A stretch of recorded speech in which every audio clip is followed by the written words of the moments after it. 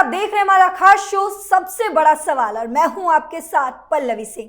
Kolkata trainee doctor murder और rape मामले में अब राजनीति और भी ज्यादा गर्म होती जा रही है। जहां इस घटने की शुरुआत में हमने देखा कि डॉक्टर्स गुहार लगाते नजर आ रहे हैं, तो अब वहीं बीजेपी भी लगातार प्रोटेस्ट कर रही है। इस प्रोटेस्ट को अब सौरभ गांगुली और उनकी पत्नी भी ज्वाइन कर चुके हैं। वहीं इस मामले में ममता सरकार लगातार घिरती नजर आ रही है। टीएमसी के कई बड़े नेता ममता से काफी नाराज हैं। उनके खुद के भतीजे भी उनसे नाराज हैं। यानी कुल मिलाकर देखा जाए तो अब ममता अकेली पड़ती जा रही हैं। लेकिन इसमें सबसे बड़ा सवाल यह है कि सौरभ गांगुली के जुड़ने से इस प्रोटेस्ट में कितनी तेजी आएगी, और दूसरा सवाल यह है कि जिस मकसद से ममता बनर्जी अपने लोगों का बचाव कर रही हैं, क्या वो मकसद पूरा हो पाएगा? तो इसी सवाल पर ज्यादा जानकारी के लिए हमारे साथ जुड़े हैं कैपिटल टीवी के editor in chief doctor Manish Kumar. Sir, आपका बहुत स्वागत है। धन्यवाद। सर, इसमें अब सौरभ गांगुली ने भी ज्वाइन कर लिया, उनकी पत्नी भी ज्वाइन करी है, तो क्या लगता है इसमें कितनी हवा मिल पाएगी? देखिए, ममता बनर्जी को बंगाल की जनता इसलिए लाइक करती थी, ध्यान रखिएगा, करती थी वो इसलिए क्योंकि she was a fighter.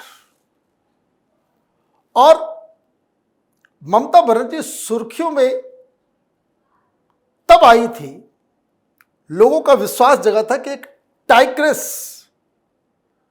Bengal की राजनीति में पैदा हो गई है, जब 1993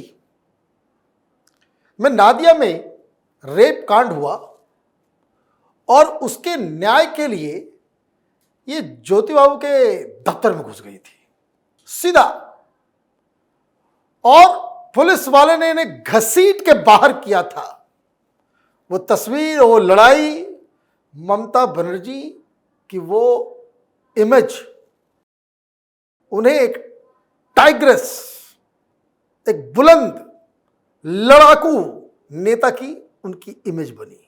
आज की ममता बनर्जी उस ममता बनर्जी से बिल्कुल अलग है।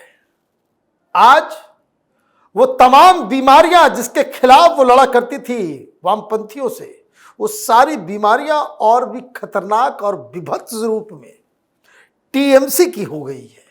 चाहे वो गुंडागर्दी हो, टोलाबाजी हो, गुंडागर्दी हो, जिस तरीके का एक पूरा एक सिंडिकेट क्रिएट किया हुआ है, लोग चुप हैं डर के मारे।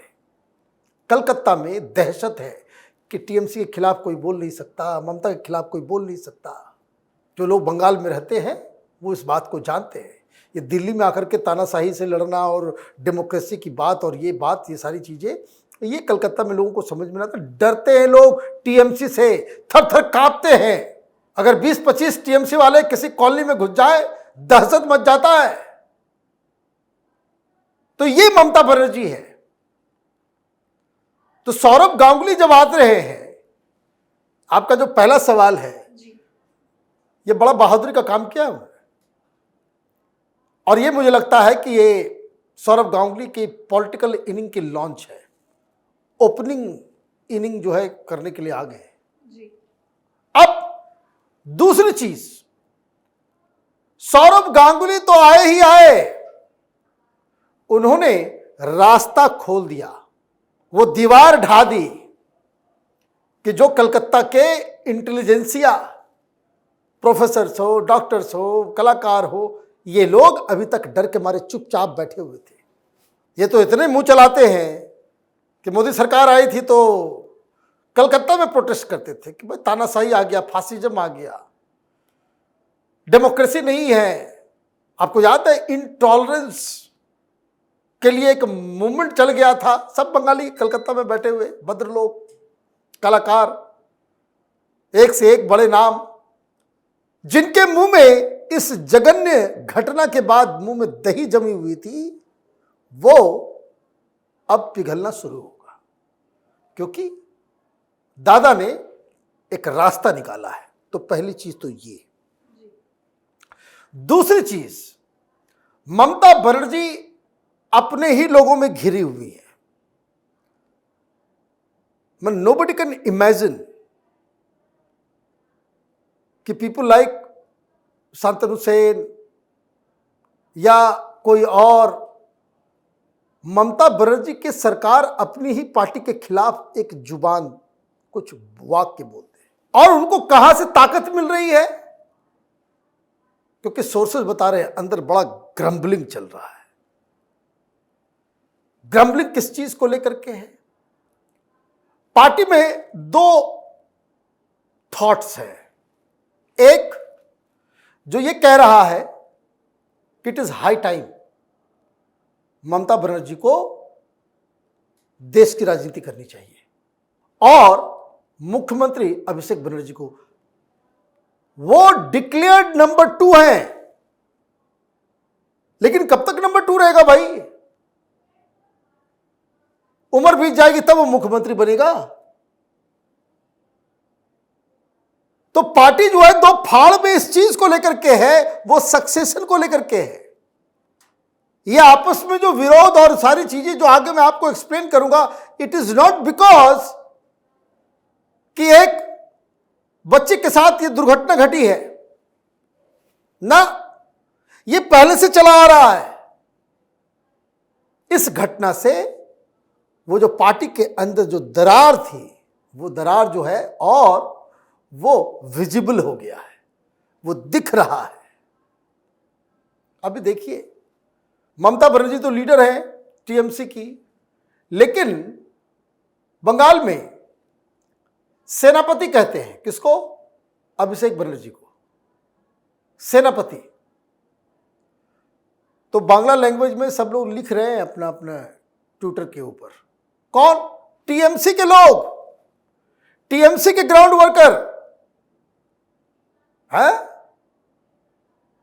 समय डाक, इस समय की पुकार है, सेनापति रास्ता दिखाएगा। कौन? अभिषेक बनर्जी। ममता बनर्जी से अब ना होगा। क्यों? ममता बनर्जी की इमेज जो है वो बिल्कुल रसातल में चली गई है। इसलिए मैंने उसके उद्धृत किया कि जिस चीज को लेकर के ममता बनर्जी ने टीएमसी की नींव रखी, अपनी साख बनाई, इस कांड ने उस साख को ही खत्म कर दिया। वो साख ही खत्म हो गई। जैसे केजरीवाल का है, साख क्यों बनी उसकी? भाई कट्टर ईमानदार, भ्रष्टाचार के खिलाफ आंदोलन करने वाला नेता। अभी क्या है? अभी कोई कहेगा भाई कट्टर ईमानदार है? नहीं। क्यों? क्योंकि उसकी इमेज जिस चीज को लेकर के थी वही धूमिल हो गया, वही खत्म हो गया। तो ममता बनर्जी के साथ क्या हो रहा है अभी? ममता बनर्जी 4-5 प्रॉब्लम्स में एक साथ घिर गई है। बहुत राहुल गांधी एग्जाम्पल तो चक्रव्यूह, तो चक्रव्यूह में फंसी हुई है ममता बनर्जी। और ये चक्रव्यूह किस किस चीज का है? तो एक हाईकोर्ट का अलग डंडा चल रहा है। आज सुप्रीम कोर्ट से एक बड़ा फैसला, बड़ा ऐलान होने वाला है। उधर चूंकि उनकी इमेज बिल्कुल डाउन हो गई है, तो अभिषेक बनर्जी के ग्रुप के तरफ से भी खटपट चल रहा है। ममता बनर्जी ये कह रही है कि भाई सब कुछ ठीक है, वो डिफेंड कर रही है प्रिंसिपल को, ये वो 2-3 डिसीजंस हो गए ऐसे जिसका खुल्लम खुल्ला अभिषेक बनर्जी विरोध कर रहे हैं। इसलिए नहीं कि वो न्याय के पक्ष में है, इसलिए क्योंकि उनको हड़बड़ाहट है मुख्यमंत्री बनने का। और ममता बनर्जी सोचती है भाई कहीं अखिलेश की तरह तो नहीं हो जाएगा। अखिलेश की तरह बोले तो भाई चुनाव जितवाया मुलायम सिंह ने और गलती कर दी, भाई बेटे को बना दिया, बेटा चीफ मिनिस्टर बनता है, इनको दरवाजा घर के अंदर बंद कर देता है। उनको समझ ही भी नहीं आया भाई मेरे साथ क्या हो गया खेल। तो सारे इस तरह के लोग जो पारिवारिक पार्टी चलाते हैं, उनको ये डर लग रहा है कि कहीं अखिलेश की तरह हमको भी तो संट नहीं कर देगा, मेरे साथ तो खेल नहीं हो जाएगा। और वो खेल अब देखिए कि 2-3 एमपी ने खिलाफ में बयान दे दिया।